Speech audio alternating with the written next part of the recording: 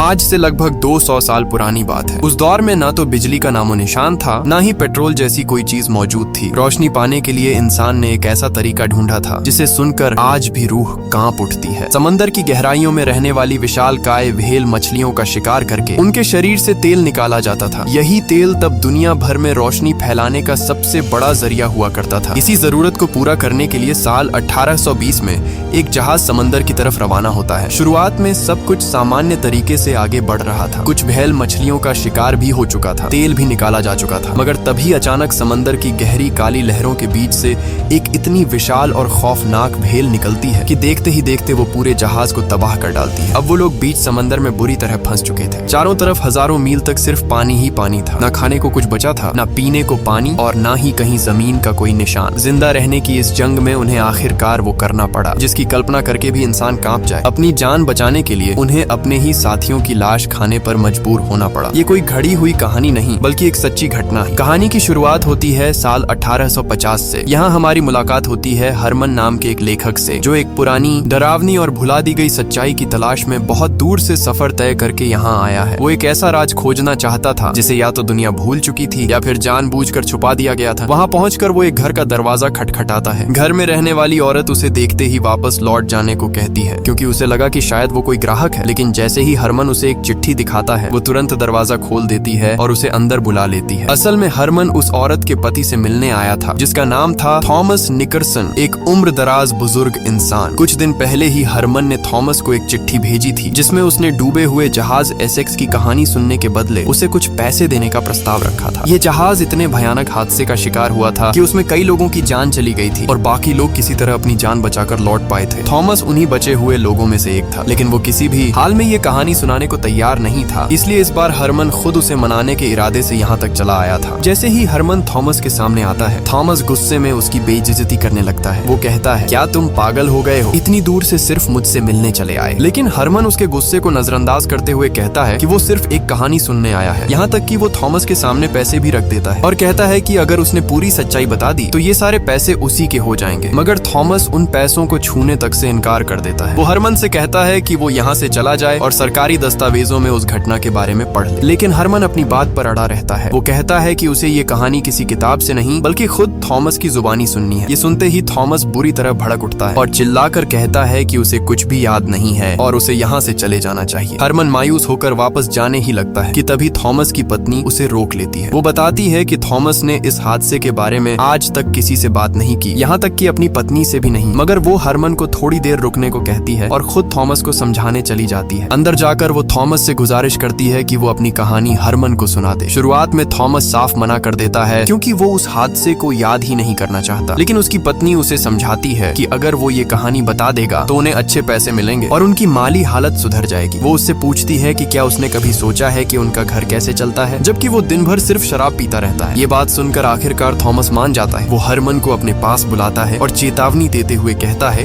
कि वो उतनी ही कहानी सुनाएगा जितनी हरमन बर्दाश्त कर पाएगा, क्योंकि ये किसी बच्चे को सुनाने लायक मासूम किस्सा नहीं, बल्कि एक बेहद दर्दनाक सच्चाई है। वो कहता है कि यही वो हादसा था जिसने उसकी पूरी जिंदगी हमेशा के लिए बदल दी। इतना कहकर वो अपनी कहानी सुनाना शुरू करता है और यहीं से कहानी फ्लैशबैक में चली जाती है। साल 1820। यहाँ हमारा सामना होता है चेस नाम के एक नौजवान से, जो एक साधारण किसान का बेटा है। चेस एक ऐसी कंपनी में काम करता है जो व्हेल मछलियों का शिकार करके उनसे तेल निकालने का काम करती है। उस दौर में व्हेल का तेल बेहद कीमती माना जाता था और बाजार में मुंहमांगे दाम पर बिकता था। चेस की पत्नी भी जल्द ही मां बनने वाली थी और दोनों अपनी छोटी सी मगर खुशहाल दुनिया में जी रहे थे। एक दिन चेस अपनी कंपनी पहुंचता है, जहां वो देखता है कि लोग इस बात पर शर्त लगा रहे हैं कि कौन सा जहाज सबसे ज्यादा व्हेल पकड़ कर लाएगा। इससे साफ जाहिर होता है कि ये लोग सिर्फ जरूरत के लिए नहीं, बल्कि मजे और लालच में भी व्हेल का शिकार करते हैं। इसी बीच चेस की मुलाकात कंपनी के मुखिया से होती है, जो उसे बताते हैं कि जल्द ही एक कीमती जहाज एसेक्स समंदर में भेजा जाने वाला है और वो चाहते हैं कि चेस उस जहाज पर कप्तान का पहला सहायक बने। ये सुनते ही चेस को गुस्सा आ जाता है, क्योंकि पिछली बार उससे वादा किया गया था कि अगली बार वही कप्तान बनेगा। अब ये फैसला अचानक कैसे बदल गया, ये पूछने पर उसे बताया जाता है कि इस बार कंपनी के मालिक के बेटे पोलार्ड को ही कप्तान बनाया गया है। ये सारी बातचीत पोलार्ड खुद बाहर खड़ा खड़ा सुन रहा होता है। अपने साथ हुए इस बर्ताव से नाराज होकर चेस वहाँ से जाने लगता है। तभी मुखिया उसे रोककर उसकी तनख्वाह बढ़ाने की पेशकश करते हैं। वो कहते हैं कि अगर चेस इस बार सफर पर जाने के लिए तैयार हो जाए तो उसे पहले से कहीं ज्यादा पैसे दिए जाएंगे। आखिरकार पैसों के लालच लालच में चेस इस सफर पर जाने के लिए राजी हो जाता है, मगर साथ ही ये शर्त भी रखता है कि उसे लिखित में ये आश्वासन दिया जाए कि अगली बार जहाज का कप्तान वही बनेगा। इसके बाद चेस घर लौटता है और सफर की तैयारियों में जुट जाता है। उसकी पत्नी इस बात से बिल्कुल खुश नहीं थी, क्योंकि उस जमाने में व्हेल का शिकार करना बेहद जोखिम भरा काम माना जाता था। समंदर में कई नाविक इस काम के दौरान अपनी जान गंवा बैठते थे और कई तो सालों बाद घर वापस लौट पाते थे। वो चेस से वादा करवाती है कि वो सही सलामत लौट कर आएगा और उसे याद दिलाने के लिए एक लॉकेट भी भेंट करती है। दूसरी तरफ पोलार्ड को भी उसका परिवार विदाई देता है और उसे कहता है कि इस बार वो अपने परिवार का नाम रोशन करके दिखाए। आखिरकार वो दिन आ जाता है जब चेस और बाकी सारे साथी जहाज पर सवार होते हैं। शहर के लोग उन्हें अलविदा कहने आते हैं और चेस के जाने से उसकी पत्नी बेहद उदास नजर आती है। जहाज पर चेस की मुलाकात एक जवान लड़के थॉमस से होती है, जो पहली बार व्हेल के शिकार पर निकला था। यही वो थॉमस है जो प्रेजेंट टाइम में हरमन को अपनी कहानी सुना रहा है। थॉमस जहाज के दूसरे सहायक जॉय के गले में लटके व्हेल के दांतों को देखकर कहता है कि एक दिन उसके पास भी ऐसे ही ढेर सारे दांत होंगे। इसी बीच चेस की भी जॉय से दोस्ती हो जाती है और दोनों बेहद अच्छे साथी बन जाते हैं। जॉय के कहने पर चेस कप्तान पोलार्ड से मिलने जाता है, जहां दोनों एक दूसरे के प्रति अपनी अनबन को छुपाते हुए दोनों औपचारिक बातें करते हैं। तभी पोलार्ड तंज कसते हुए कहता है कंपनी ने उसे कप्तान के लिए चुना है, जिसके जवाब में चेस कहता है कि ये सिर्फ इसलिए हुआ क्योंकि वो मालिक का बेटा है। इसके बाद दोनों अपने अपने काम में लग जाते हैं और जहाज को तेजी से आगे बढ़ाने के लिए पाल खोलने की कोशिश करते हैं। पुराने लकड़ी के जहाजों में रस्सियों की मदद से ही पाल खोले और बंद किए जाते थे। एक पाल किसी तरह खुल ही नहीं पा रहा था क्योंकि वो एक रस्सी में उलझ गया था। तभी चेस बड़ी फुर्ती से रस्सी की सीढ़ी पर चढ़ जाता है और अपनी छुरी से उस उलझी रस्सी को काट डालता है। रस्सी कटते ही पाल हवा में पूरी तरह फैल जाता है। चेस की इस बहादुरी को देखकर पूरा दल हैरान रह जाता है, मगर इसी के साथ कप्तान पोलार्ड के मन में उसके लिए ईर्ष्या भी जन्म ले लेती है। रात के वक्त चेस, जॉय और पोलार्ड साथ बैठकर खाना खा रहे होते हैं। तभी पोलार्ड बार बार चेस को किसान का बेटा कहकर नीचा दिखाने की कोशिश करता है। चेस बिना कोई प्रतिक्रिया दिए वहां से उठकर चला जाता है, जिसे देखकर जॉय को बुरा लगता है और वो पोलार्ड को समझाता है कि ऐसा व्यवहार सही नहीं है। दूसरी तरफ थॉमस भी बाकी नाविकों के साथ खाना खा रहा होता है, मगर उसे वो खाना बिल्कुल पसंद नहीं आता। तभी चेस वहां आकर कुछ लोगों को अगली सुबह जल्दी तैयार रहने का आदेश देता है। इस पर पोलार्ड का चचेरा भाई हेनरी भी उसके साथ जाने की जिद करता है, मगर चेस उसे बेइज्जत करते हुए कहता है कि व्हेल का शिकार करना बच्चों का खेल नहीं है। इसी दौरान उसकी नजर थॉमस पर पड़ती है, जिसकी तबीयत खाने की वजह से बिगड़ने लगी। चेस उसे अपने पास बुलाकर जहाज के किनारे से नीचे लटका देता है, क्योंकि उसे लगता है कि थॉमस की हालत डर की वजह से खराब हो रही है और वो इसी तरह उसे हिम्मत दिलाना चाहता है। लेकिन जैसे ही थॉमस वापस ऊपर आता है, वो अचानक चेस के ऊपर ही उल्टी कर देता है। इसके बावजूद चेस को इस बात का जरा भी बुरा नहीं लगता और वो उससे उसके परिवार के बारे में पूछता है। थॉमस बताता है कि उसके माँ बाप दोनों ही अब इस दुनिया में नहीं रहे। अगले दिन चेस की नजर दूर समंदर में उठ रहे एक भयानक तूफान पर पड़ती है। वो तुरंत पोलार्ड को इस खतरे से आगाह करता है और कहता है कि उन्हें अभी जहाज वापस मोड़ लेना चाहिए, क्योंकि आगे बड़ा खतरा मंडरा रहा है। लेकिन पोलार्ड उसकी बात सुनने के बजाय जहाज को सीधा तूफान की ओर ले जाने का हुक्म दे देता है। जैसे ही जहाज उस भयानक तूफान में घिरता है, पूरा दल उसमें बुरी तरह फंस जाता है। तेज हवाएं और विशाल लहरें जहाज को इधर उधर उछालने लगती हैं। चेस बार बार चिल्लाकर जहाज वापस मोड़ने की गुहार लगाता है, मगर पोलार्ड अपनी जिद पर अड़ा रहता है और जहाज को और गहरे तूफान में ले जाने लगता है। ये फैसला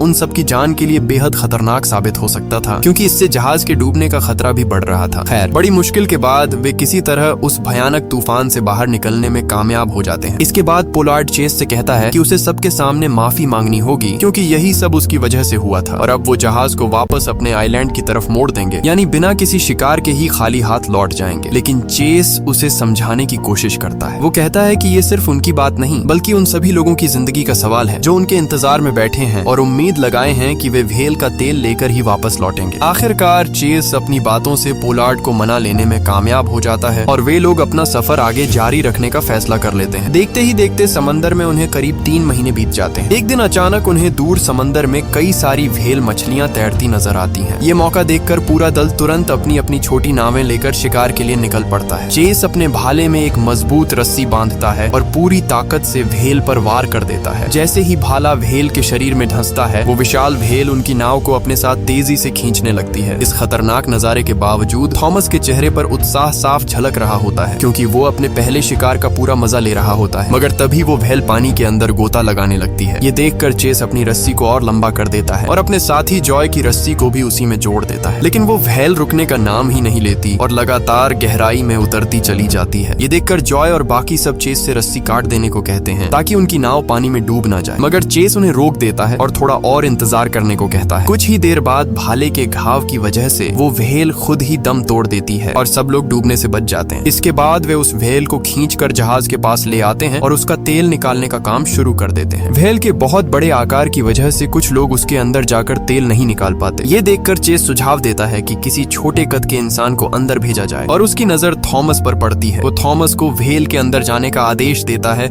और थॉमस भी बिना विरोध किए, मन न होते हुए भी उस भयानक जगह के अंदर चला जाता है। ये काम करते वक्त उसे बेहद अजीब और डरावना महसूस होता है। पहले शिकार के बाद कई दिन बीत जाते हैं मगर उन्हें कोई और शिकार नहीं मिल पाता। हालात दिन पर दिन बिगड़ते जाते हैं क्योंकि जहाज पर मौजूद खाने पीने का सामान भी धीरे धीरे खत्म होने लगता है। चूंकि वे अभी बहुत दूर तक नहीं पहुंचे थे, इसलिए वे रास्ते में पड़ने वाले एक आइलैंड पर रुकने का फैसला करते हैं। वहाँ उनकी मुलाकात एक दूसरे कप्तान से होती है जो अपने दल के साथ व्हेल के शिकार के लिए वहाँ आया हुआ था। बातचीत के दौरान वो कप्तान उन्हें अपने आखिरी सफर की एक डरावनी कहानी सुनाता है। वो बताता है कि एक बार वे लोग समंदर के बीचों बीच पहुंच गए थे जहां उनका सामना एक बेहद विशाल व्हेल से हुआ जो उनकी सोच से भी कहीं ज्यादा भारी भरकम थी। लोग उसे ग्रेट व्हेल के नाम से पुकारते थे। उस ग्रेट व्हेल ने उनके जहाज पर हमला करके उसे पूरी तरह तबाह कर दिया था। इस हादसे में उस कप्तान का हाथ बुरी तरह जख्मी हो गया था और उसके कई साथी मारे गए थे, मगर चेस और उसके साथी उसकी बातों को गंभीरता से नहीं लेते और सोचते हैं कि ये सिर्फ एक बनावटी कहानी है। निराश होकर वो कप्तान वहाँ से चला जाता है, लेकिन उनके मन में लालच जाग उठता है कि उन्हें भी उस जगह पर जाकर देखना चाहिए जहाँ वो ग्रेट व्हेल रहती थी। इसके बाद वे उस लोकेशन की तरफ बढ़ने लगते हैं। अब कहानी सीधे 14 महीने बाद की तरफ छलांग लगाती है। इतना लंबा सफर तय करने के बाद आखिरकार वे उस जगह पहुंच जाते हैं जिसका जिक्र उस कप्तान ने किया था और जहां वो ग्रेट व्हेल मौजूद थी। सारे लोग अपने अपने हथियार और नावें लेकर उस दिशा में बढ़ते हैं। अभी वे आगे ही बढ़ रहे होते हैं कि अचानक कोई चेस की नाव पर हमला कर देता है जिससे वे सब पानी में गिर जाते हैं। यहीं पर उन्हें अपनी आंखों के सामने पहली बार वो विशालकाय ग्रेट व्हेल दिखाई देती है, बिल्कुल वैसी ही जैसी उस कप्तान ने बताई थी। मगर वो ग्रेट व्हेल वहाँ से आगे बढ़ने लगती है। चेस के बाकी साथी जो अभी भी नावों में बैठे थे इस मौके का फायदा उठाते हुए एक दूसरी व्हेल पर हमला कर देते हैं। वे उसे मारने में तो कामयाब हो जाते हैं, मगर ये देखकर वो ग्रेट व्हेल भड़क उठती है और सीधे उनके जहाज पर हमला बोल देती है। इस हमले से उनका जहाज डूबने लगता है। पोलार्ड ये सारा मंजर अपनी नाव से देख रहा होता है। वो उस व्हेल को वहीं छोड़कर तेजी से अपने जहाज की तरफ लौटने लगता है। क्योंकि जहाज अब तेजी से डूब रहा था, इसलिए पोलार्ड सबको तुरंत जहाज छोड़ने का आदेश दे देता है। सभी लोग अपनी अपनी नावों में सवार हो जाते हैं और जो भी खाना पानी उनके हाथ लगता है वे उसे साथ ले लेते हैं। तभी व्हेल से निकला हुआ तेल पानी में फैलने लगता है और उसमें आग लग जाती है जिससे पूरा जहाज जलने लगता है। इसी अफरा तफरी में चेस जहाज पर ही रह जाता है और सब यही मान बैठते हैं कि अब वो भी नहीं बचेगा, मगर चेस हार नहीं मानता। वो किसी तरह आग की लपटों से बचते हुए जहाज से बाहर निकल आता है और उसे जिंदा देखकर थॉमस समेत बाकी सारे साथी बेहद खुश हो जाते हैं। अगली सुबह वे लोग समुद्री नक्शे को देखकर अपने आगे का रास्ता तलाशने लगते हैं, मगर यहाँ से निकलना अब उनके लिए और मुश्किल हो जाता है क्योंकि वे फिर से एक भयानक समुद्री तूफान की चपेट में आ जाते हैं। इसी तूफान के दौरान चेस का बचपन का दोस्त बुरी तरह जख्मी हो जाता है। धीरे धीरे दिन गुजरते जाते हैं। चेस लगातार अपने जख्मी दोस्त की देखभाल करता रहता है, मगर बाकी साथियों को अब वो सिर्फ एक बोझ नजर आने लगता है। एक महीना बीत जाने के बाद उनके पास खाने के लिए बिल्कुल कुछ नहीं बचता। उनकी हालत इतनी बिगड़ चुकी होती है कि वे मौत के बेहद करीब पहुंच जाते हैं, मगर तभी उनके एक साथी को दूर कहीं जमीन नजर आती है। ये देखकर सबकी उम्मीद फिर से जाग उठती है और वे उस दिशा में बढ़ने लगते हैं। वे किनारे के बिल्कुल करीब पहुंचने ही वाले होते हैं कि चेस को अचानक कुछ अजीब महसूस होता है और उसी वक्त वो ग्रेट व्हेल दोबारा वहां आ जाती है और उनकी नावों से टकरा जाती है। टक्कर इतनी जबरदस्त होती है कि उनकी सारी नावें बुरी तरह टूट जाती हैं। इसके बाद वे किसी तरह लहरों के सहारे तैरते हुए किनारे तक पहुंच जाते हैं। अब उनकी हालत किसी जानवर से कम नहीं रह जाती। आइलैंड पर जो कुछ भी मिलता वे उसे ही खा लेते ताकि किसी तरह जिंदा रह सके। पोलार्ड अपने साथियों से आग जलाने को कहता है ताकि अगर कोई जहाज वहाँ से गुजरे तो धुआं देखकर उसे पता चल सके कि यहाँ कोई फंसा हुआ है और शायद वो उनकी मदद के लिए आ जाए। मगर वो एक बिल्कुल वीरान आइलैंड था जहाँ कोई इंसानी बस्ती नहीं थी। एक दिन खाने की तलाश में भटकते हुए उन्हें वहाँ एक गुफा मिलती है। जैसे ही वे उसके अंदर जाते हैं उनके होश उड़ जाते हैं क्योंकि वहाँ ढेरों इंसानी कंकाल बिखरे पड़े थे। इसका मतलब साफ था कि उनसे पहले भी कई लोग यहाँ आकर फंसे थे, मगर उन्हें बचाने कोई नहीं आया। ये देखकर वे भी सोचने लगते हैं कि शायद एक दिन उनका भी यही अंजाम होगा। आखिरकार वे वहाँ से निकलने का फैसला कर लेते हैं और अपनी टूटी हुई नावों की मरम्मत करने लगते हैं। इनमें से कुछ लोग आइलैंड पर ही रुकने का फैसला करते हैं, जिनमें चेस का दोस्त भी शामिल था। जाते वक्त चेस उससे वादा करता है कि वो जरूर वापस आकर उसकी मदद करेगा। इसके 48 दिन बाद की कहानी दिखाई जाती है और तब तक उन सब की हालत बेहद बिगड़ चुकी होती है। कई दिनों से बिना खाना पानी के वे किसी तरह जिंदा रहने की जद्दोजहद कर रहे होते हैं। भूख इतनी बढ़ चुकी होती है कि उनका एक साथी आखिरकार दम तोड़ देता है। चेस का एक दोस्त उसकी लाश को समंदर में फेंकने के लिए आगे बढ़ता है, मगर चेस उसे ऐसा करने से रोक देता है। इसके बाद वे सब एक बेहद कठिन फैसला लेते हैं। वे तय करते हैं कि उसे फेंकेंगे नहीं बल्कि उसे ही खाएंगे। ये फैसला लेना उनके लिए बेहद मुश्किल था, मगर इसके अलावा उनके पास कोई और चारा भी नहीं बचा था। सबकी रूह कांप उठती है, मगर जिंदा रहने के लिए उन्हें कुछ ना कुछ तो करना ही था। ना चाहते हुए भी वे अपने साथी को खाना शुरू कर देते हैं। कहानी फिर से वर्तमान समय में लौट आती है, जहाँ बूढ़ा थॉमस इस याद से बेहद दुखी नजर आता है कि उसे अपने ही साथियों के शव खाने पड़े थे। तभी थॉमस की पत्नी भी रोते हुए वहाँ आ जाती है। अपने पति की इस दर्द भरी कहानी को सुनकर वो और भी ज्यादा दुखी हो जाती है, मगर फिर भी वो उससे कहती है कि वो आगे की कहानी सुनाए। इसके बाद उस हादसे के 1 महीने बाद का दृश्य दिखाया जाता है, जहाँ वे लोग अभी भी समंदर में भटक रहे होते हैं। भूख की वजह से उनकी हालत इतनी बिगड़ चुकी होती है कि मजबूरन जिंदा रहने के लिए